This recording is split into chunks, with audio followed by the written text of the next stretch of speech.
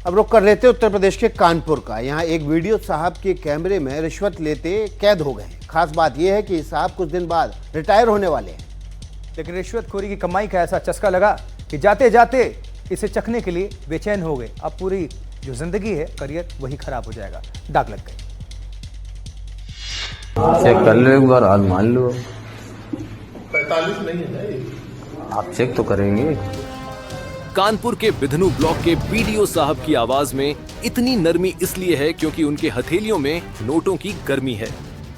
BDO साहब retire होने वाले हैं और जाते जाते रिश्वत का आखिरी मजा चख रहे हैं। कानपुर के ब्लॉक गेट के पास एक ट्रक वाले ने गलती से टक्कर मार दी, जिसके बाद बीडीओ साहब ने ट्रक को थाने में खड़ा करवा दिया। ट्रक छोड़ने के लिए 3 लाख की मांग की गई और फिर 45,000 में सेटलमेंट हुआ। लेकिन रिटायर होने से पहले बीडीओ साहब की भूख और बढ़ गई। वो 45,000 की जगह 50,000 की मांग करने लगे। जरा सुनिए किस बेशर्मी से वो और पैसों की मांग कर रहे हैं। रिटायर होने जा रहा हूँ, बहुत ऐसा है तो 5,000 मैं खर्च कर दूंगा, लेकिन 45 का।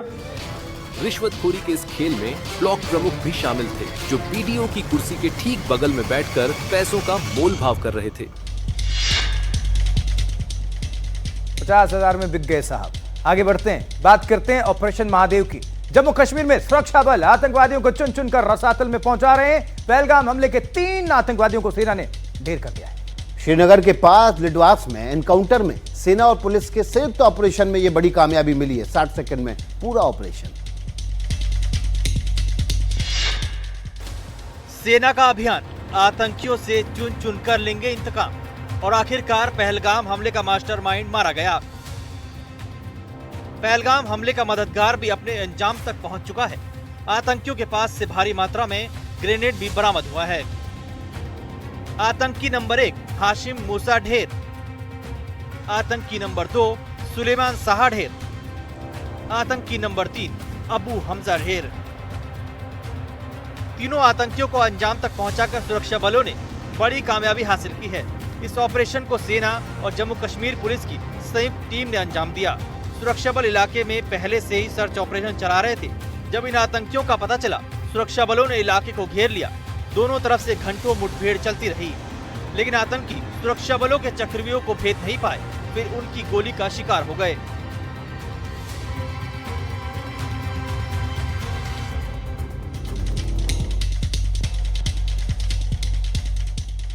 तो देखिए, अब आपके लिए काम की खबर है। आशुतोष, क्या खबर है? बिल्कुल, अगर आप अपने साथ डेबिट कार्ड ले जाना भूल गए हैं या आपको कार्ड चोरी होने का डर है, खतरा है, तो भी आप बिना एटीएम कार्ड के सुरक्षित लेन देन कर सकते हैं। कैसे? देखिए, एसबीआई ने योनो कैश के जरिए योनो ऐप लॉन्च किया है। योनो कैश के जरिए ग्राहकों को बिना डेबिट कार्ड के एटीएम से नकदी निकालने की सुविधा दी है। इसके लिए आपको क्या करना होगा, स्टेप बाय स्टेप बताते हैं हम आपको। बिल्कुल, योनो एसबीआई ऐप या फिर योनो लाइट ऐप में 6 डिजिट एमपिन या यूजर आईडी पासवर्ड से लॉगिन करना होगा। तो सबसे पहले आप लॉगिन करेंगे, उसके बाद क्या करना है, होम पेज पर योनो पे ये एक ऑप्शन आएगा, उस पर आपको क्लिक करना है और योनो कैश टैब पर भी क्लब करना है इसके साथ। हाँ बिल्कुल, क्लिक करने के बाद एटीएम विकल्प चुन लीजिए और खाता भी चुन लीजिए जिससे पैसे निकालने हैं। जो अमाउंट निकालना है वो यहाँ पर आप लिख दीजिए और उसके बाद 6 डिजिट का योनो कैश पिन यहाँ पर आप दर्ज कर दीजिए। अब कंफर्म करने पर आपको रजिस्टर्ड मोबाइल नंबर और ईमेल पर 6 डिजिट ट्रांजैक्शन रेफरेंस नंबर मिलेगा।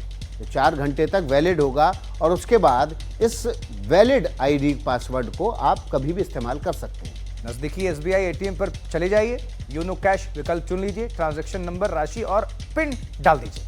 एटीएम से नकदी निकल जाएगी। इस सुविधा के जरिए एक दिन में अधिकतम आप 20,000 रुपए तक निकाल सकते हैं।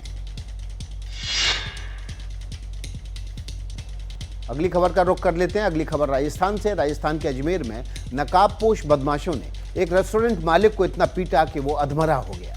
रेस्टोरेंट पहुंचे तीनों बदमाशों ने उन्हें लाठी डंडों से बहुत ज्यादा पीटा। उनके दोनों हाथ टूट गए। ये हमला क्यों हुआ, पुलिस को अभी तक इसकी जानकारी नहीं है। मामला क्या है, चलिए देखते रिपोर्ट। 3 नकाबपोश गुंडों ने हांडी रेस्टोरेंट के मालिक को इतनी बेरहमी से मारा कि वो अधमरा हो गए और उनके दोनों हाथ टूट गए। सीसीटीवी में कैद हुई तस्वीर को गौर से देखने पर पता चलता है कि रेस्टोरेंट मालिक पर 3 बदमाशों ने एक एक कर लाठी डंडों से जमकर हमला किया। नकाबपोश बदमाश उसे उस वक्त तक मारते रहे जब तक वो जमीन पर नहीं गिर गए। थोड़ा संभल कर जब रेस्टोरेंट मालिक खड़ा हुआ तो उस पर फिर से डंडे बरसाए गए।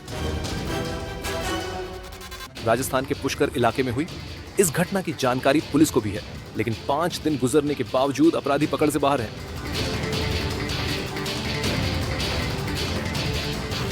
वायरल हो रहे वीडियो में इस शख्स पर हमला क्यों किया गया, इसकी जानकारी पुलिस को नहीं है माना जा रहा है। आपसी विवाद की वजह से रेस्टोरेंट के मालिक पर हमला किया गया। पुष्कर पुलिस पूरे मामले की पड़ताल कर रही है।